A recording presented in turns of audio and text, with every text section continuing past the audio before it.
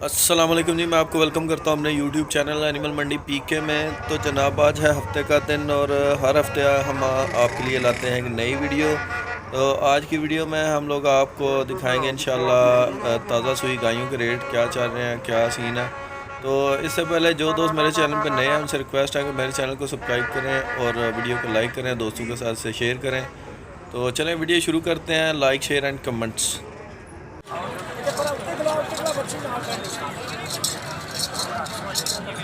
चाचा जी है दसो हाँ गां का इधरों ठीक है चाचा जी।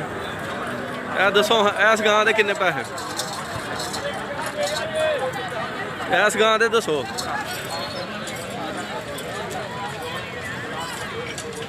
वाह लै बसू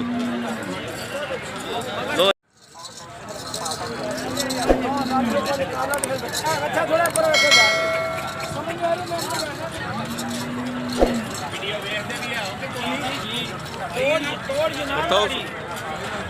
बेटा होंदा जनानी तो चेक करदा है। अच्छा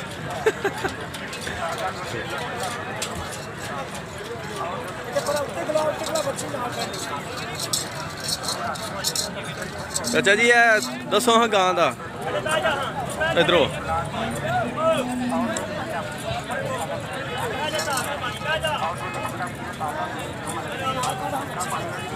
बड़ी प्यारी चीज़ है जी माशाल्लाह। ठीक है बच्ची है जी। जी है जी बच्ची सही है। ए चाचा जी नस्ल की है? ये नस्ल क्रॉस फ्रीजियन है। फ्रीजियन दूध 24 किलो मगर बच्ची है। दुध 24 किलो 24 किलो। हाँ ते ये किन्ने चिर दी सूई है जी? ये आज 12 दिन की सूई है। 12 दिन दी सूई है। ठीक जी है ठीक हो गया। तो ये की नस्ल दसी जी? नस्ल फ्रीजियन क्रॉस। Friesian cross. तो दूध 24 किलो दूध 24 10-12 दिन की सूई है। जी जी ठीक है चलो हुण इधर लियाओ हाँ एक मिनट जरा कदी कीमत भी तुहाडे नाल करिए। जी ते जी की कीमत शिमत की है कोई कीमत दी मंगने 360 3 दी देनी है। पूरे दिन दी देड़? पूरे 3 दी।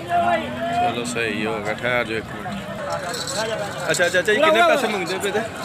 ਇਹਦਾ 3.5 3.5 जी ਤੇ ਕਿੰਨੇ ਚ ਹੋ ਜਾਏਗੀ ਉਹਨੇ? 3 पूरे दी। ਪੂਰੇ 3 ਦੀ ਹੋ 3 ਜਾਏਗੀ। दी दूध 24 किलो चौकी मुँह चो ਪਹਿਲਣ।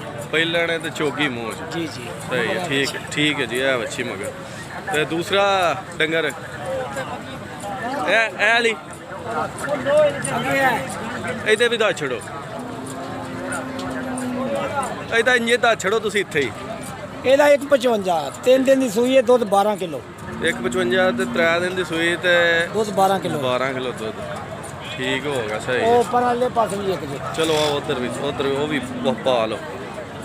ਇਹਦੇ ਮਗਰ ਕੀ ਜੇ? ਇਹਦੇ ਮਗਰ ਬੱਚਾ ਹੈ। ਇਹ ਬੱਚਾ ਤੇ ਕਿੰਨੇ ਦਿਨਾਂ ਦੀ ਸੂਈ ਹੈ? 3 ਦਿਨ ਦੀ। 3 ਦਿਨ ਦੀ। ਠੀਕ ਹੈ ਚਾਚਾ ਜੀ। ਇਹ ਦੱਸੋ ਇਸ ਗਾਂ ਦੇ ਕਿੰਨੇ ਪੈਸੇ? ਇਸ ਗਾਂ ਦੇ ਦੱਸੋ। ਇਹਦਾ 165 ਜੇ ਮਗਰ ਹੈ ਬੱਚਾ ਹੈ। ਦੁੱਧ ਦੇ ਥੱਲੇ 15 ਲੀਟਰ। ਇਹ ਬੱਚਾ ਇਹਦੇ ਮਗਰ ਬੱਚਾ ਤੇ 8 ਦਿਨ ਦੀ ਸੂਈ ਹੈ। 8 ਦਿਨ ਦੀ ਸੂਈ ਹੈ। ਇਹਦੇ ਕਿੰਨੇ ਪੈਸੇ ਮੰਗਦੇ ਹੋ? ਇਹਦਾ ਮੁੱਲ 170 170। ਇਹ ਕੀ ਨਸਲ ਹੈ ਕੋਈ? ਇਹ ਦੇਸੀ ਕਰਾਸ ਤੇ ਬਲਾਤੀ ਕਰਾਸ ਦੀ ਸਾਈਵਾਲ ਕਰਾਸ ਤੇ ਪੈਸੇ 170 160 160 ਹਾਂ ਦੇ ਦਿਆ 60 ਦੇ ਛੜੋ ਦੇ। ਹਾਂ ਮੁੱਲ 70 60 ਦੀ ਦੇ ਦਿਆ। ਚਲੋ ਸਹੀ ਹੈ। ਤੇ ਦੁੱਧ ਸ਼ੁੱਧ ਕਿੰਨਾ ਆਖੋ? ਦੁੱਧ 14 ਲੀਟਰ ਪੱਕਾ 14 ਲੀਟਰ ਹੈ। ਪੱਕਾ 15 ਪਰ 14 ਦੀ ਗਾਰੰਟੀ। 14 ਲੀਟਰ ਪੱਕਾ। ਠੀਕ ਹੋ ਗਿਆ ਸਹੀ ਹੈ। ਠੀਕ ਹੈ ਚਾਚਾ ਨੰਬਰ ਮੇਰਾ ਲਿਖਿਆ ਜੇ ਅੱਗੇ ਨਹੀਂ ਨੰਬਰ ਤੁਸੀਂ ਮੈਨੂੰ ਦੱਸਣਾ ਵੇ। ਉਹਨੂੰ ਉਹ ਜਿਹੜੀ ਪਰਲੀ ਗਾਂ ਕਿਹੜੀ ਜੇ ਉਹ ਵੀ ਤੁਹਾਡੀ ਹੈ? ਉਹ ਵੀ ਆਪਣੀ। ਚਲੋ ਆਓ ਨਾ ਉਹਦੇ ਨੇੜੇ ਚੱਲਦੇ ਆ ਤੇ ਫਿਰ ਉੱਥੇ ਹੀ ਨੰਬਰ ਵੀ ਤੁਹਾਡੇ ਕੋਲ ਲੈਣੇ ਆ। ਅੱਛਾ ਚਾਚਾ ਜੀ ਤੇ ਇਹਦੇ ਕਿੰਨੇ ਪੈਸੇ ਨੇ? ਇਹਦਾ ਸਰ 2,60,000 ਹੈ। 2,60,000। ਆ ਦੁੱਧ 18 ਲੀਟਰ।